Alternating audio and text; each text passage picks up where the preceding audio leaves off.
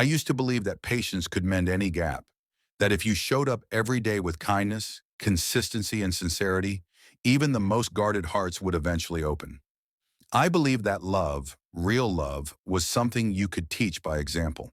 I held on to that belief for years, even as the cracks in my blended family deepened and widened.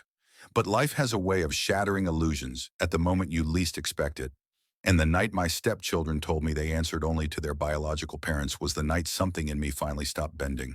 I didn't shout, I didn't argue, I simply acted. And those actions changed everything. When Jessica and I married 3 years ago, I stepped into our blended family with my whole heart.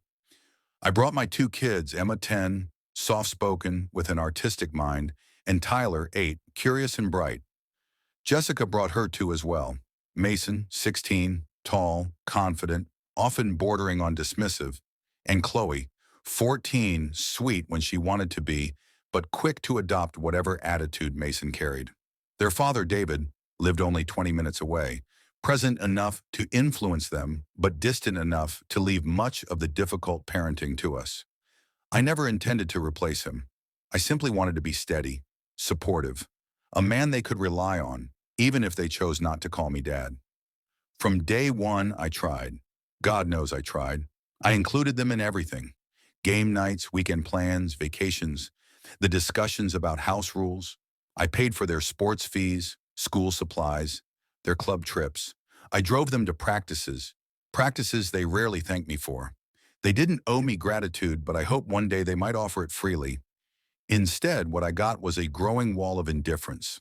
The first sign came quietly. I asked Mason one afternoon to help carrying groceries. A simple request. He didn't even pretend to consider it. He met my eyes and said, "You're not my dad. I don't have to do anything you say." Jessica overheard and stepped in immediately, telling him to help. He did, but the disdain in his voice lingered long after the bags were put away. I told myself it was an adjustment period. He was 16, and change is never easy. I excused it. I excused a lot. But the disrespect intensified. They listened only to Jessica. If I asked them to clean up, they'd ignore me until she repeated the request. If I cooked dinner, Mason would dramatically ask Jessica if she approved of him eating something I made. Chloe left messes everywhere and made sure I knew she didn't intend to clean them until her mother told her to.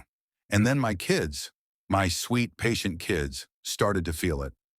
Emma cried after Mason took her art supplies and dismissed her with, "Your dad doesn't make rules for us. Only real parents do." Tyler asked me why Mason and Chloe didn't have to listen to me.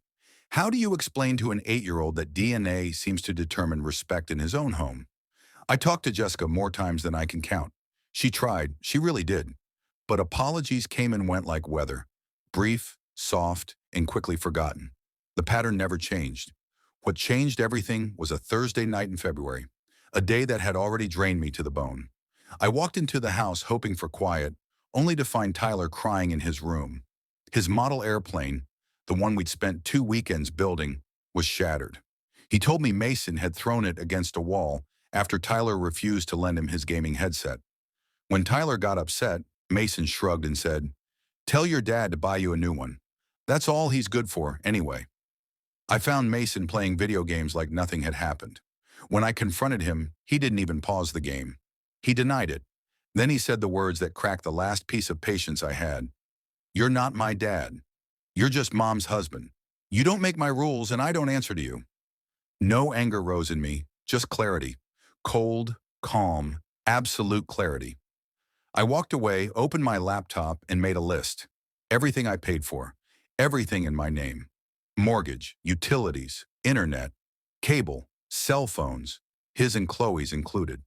Car insurance, streaming services, even the gaming console he was playing on. Then I started making calls. One by one, I removed them from every privilege I had quietly, willingly, and generously provided. Jessica found me hours later and asked what I was doing. I told her honestly. Her face went pale, but I didn't waver. I couldn't. Not anymore. The next day, I packed their belongings, clothes, electronics, personal items, and loaded them into my truck. I changed the locks. When they came home and couldn't get in, I told Jessica calmly, Mason and Chloe would be going to David's. She told me I couldn't do that. I said I wasn't kicking them out because they were hers. I was removing them because they'd made it clear I had no authority in my own home. You don't get to disrespect the person who provides for you and still enjoy the benefits of their labor. David arrived annoyed until I asked him a simple question. What would you do if your son told you that you weren't his parent and had no authority over him in your own home? His silence was answer enough. When Mason asked what would happen if they wanted to come back, I told him the truth. They'd need to treat me with the same respect they gave any parent in their life. Chloe cried, not with defiance this time, but with fear. I softened my voice but not my position. You have parents. You chose them. I'm not one. So I'm not responsible for providing what a parent provides. They left that night, shocked into silence. Jessica and I spent days navigating the fallout. It was painful, necessary, but painful. Emma and Tyler, however, blossomed overnight. The tension that had lived in their shoulders for months disappeared. A week later, David called. The kids wanted to come back. They'd learned something, he said. I believed him. When Mason and Chloe returned, we had a conversation. Not as adversaries, but as people willing to start over. They apologized. Not perfectly, not poetically, but genuinely. And over the months that followed, change grew quietly. A thank you here. A respectful question there. Mason asking for help with homework. Chloe choosing to sit beside me in the car instead of pretending I wasn't there. Respect cannot be forced, but it can be earned. And sometimes the only way to earn it is to refuse to be taken for granted. Looking back, changing those locks wasn't cruelty. It was clarity. It was the moment I drew a boundary strong enough to hold the weight of a fractured family. And somehow, against the odds, that boundary didn't break us. It built us.